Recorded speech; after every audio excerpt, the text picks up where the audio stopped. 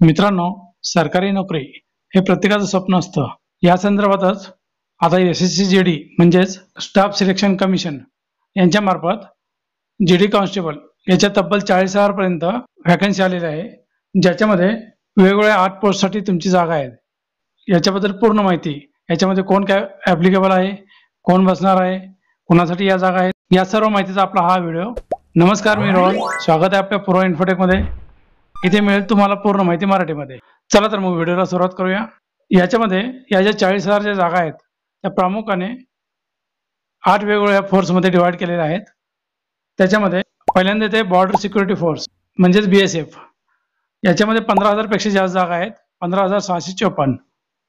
Second number आहे central industrial security force म्हणजेच CISF. याच्यामध्ये 7,145 एवढ्या जागा आहेत. 3 नंबरला आहे central reserve police force CRPF. याच्यामध्ये 11,541 एवढ्या जागा आहेत. 4 नंबरला आहे सशस्त्र सीमा बल. याच्यामध्ये 819 एवढ्याच जागा आहेत.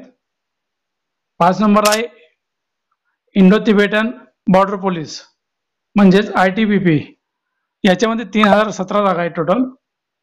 4 नंबर आसाम रायफल म्हणजे आपण AR म्हणतो, त्याच्यामध्ये 1,248 एवढ्या जागा आहेत. त्याच्यानंतर कमी जागा म्हणजे सेक्रेटरिएट सिक्युरिटी फोर्स SSF. याच्यामध्ये फक्त 35 जागा आहेत.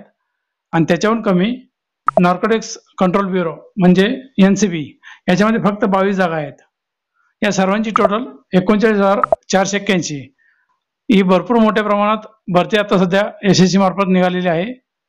याच्यामध्ये कोण ॲप्लिकेबल आहे त्याच्याबद्दल पूर्ण माहिती आपण घेऊया. तर पहिल्या पॉईंटला आपण जर बघितलं, याच्या शिक्षणाची अट फक्त 10वी पास आहे.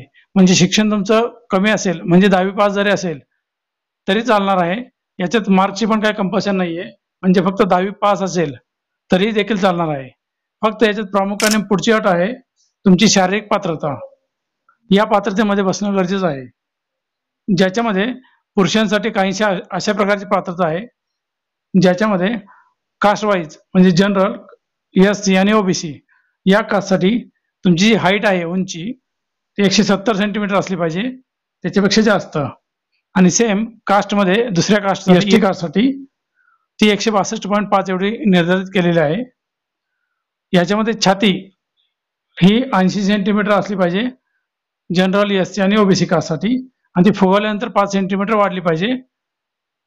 आणि सेम तसं ST कॅटेगरीसाठी ती छाती 76 सेंटीमीटर आणि सेम फुगवल्यानंतर 5 सेंटीमीटर एक्स्ट्रा आली पाहिजे. हा हे दोन्ही नियम आहेत.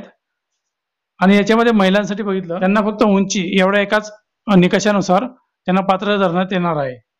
ज्याच्यामध्ये जनरल, SC आणि OBC कास्टसाठी 157 सेंटीमीटर एवढी उंची आहे आणि ST कॅटेगरीसाठी 150 सेंटीमीटर एवढी उंची त्याच्यासाठी मान्य करण्यात आली आहे. ही जी वॅकन्सी आहे 9 सप्टेंबर पासून सुरू झालेली आहे आणि याची शेवटची डेट ही 14 ऑक्टोबर, म्हणजेच अजून भरपूर मुदत आहे त्याला फॉर्म भरण्यासाठी. त्यामुळे तुम्ही फॉर्म आरामात भरू शकता. 14 ऑक्टोबरच्या रात्री 11 वाजेपर्यंत तुम्ही कधीही फॉर्म भरू शकता. आणि त्याची फी जर पेंडिंग असेल तर 1 दिवस एक्स्ट्रा म्हणजे 15 ऑक्टोबरच्या रात्री 11 वाजेपर्यंत तुम्ही त्याची फी भरू शकता.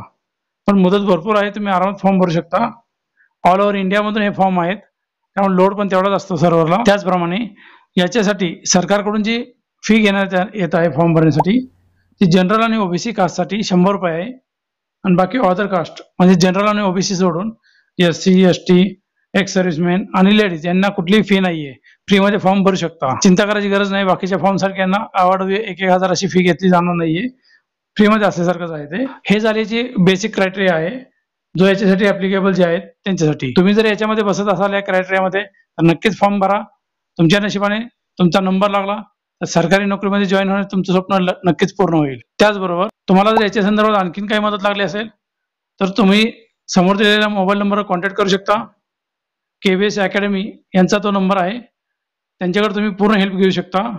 ती अकॅडमी तुम्हाला लागेल तेवढी मदत पूर्णपणे करायला तयार आहे. त्यासाठी तुम्ही लगेच या नंबरला कॉल करू शकता, तुम्हाला काही मदत लागू द्या. ही अकॅडमी सध्या पुण्यामध्ये आहे, परंतु तुम्ही ऑल महाराष्ट्र कुठेही तुम्ही कॉन्टॅक्ट करू शकता याच्यासाठी. आणि तुमचा जो फॉर्म हा भरून झाला, फॉर्म भरून झाल्यानंतर त्याची जी एक्झाम आहे ती जानेवारी आणि फेब्रुवारी 2025 याच्या दरम्यान आहे. डेट अजून डिक्लेअर नसते केलेली. डेट जेव्हा डिक्लेअर केली जाईल तेव्हा तुम्हाला त्याचा मेल आणि मेसेज दोन्ही येईल ऍडमिट कार्डचा. त्यानुसार तुम्ही एक्झाम देऊ शकता. आता जी पूर्ण तुम्हाला माहिती दिली, याची जी जाहिरात आहे याची PDF तुम्हाला डिस्क्रिप्शन लिंक मध्ये मिळेल. ही टोटल 73 पानांची जाहिरात आहे. सर्व काही मी तुम्हाला इथं व्हिडिओमध्ये सांगू शकत नाही. तुम्ही जाहिरात डाउनलोड करा, सर्व नियम पडताळून पहा. तुम्हाला फक्त मी बेसिक नियमच इथं सांगण्याचा प्रयत्न केला आहे. त्यानुसार तुम्ही ऍप्लिकेबल असाल तर ती जाहिरात पण डाउनलोड करा, सर्व माहिती वाचून घ्या आणि फॉर्म कसा भरायचा त्याची लिंक तुम्हाला व्हिडिओमध्ये नक्की मिळेल. त्यानुसार तुम्ही घरी बसून देखील व्हिडिओ बघू शकता. त्याची पण लिंक तुम्हाला डिस्क्रिप्शन नक्कीच मिळेल. याच्याबद्दल सांगितलेली माहिती तुम्हाला आवडली असल्यास तुम्ही लाईक करू शकता आणि मित्रांसोबत शेअर देखील करा, कारण भरपूर लोकांचं स्वप्न असतं सरकारी नोकरीचं.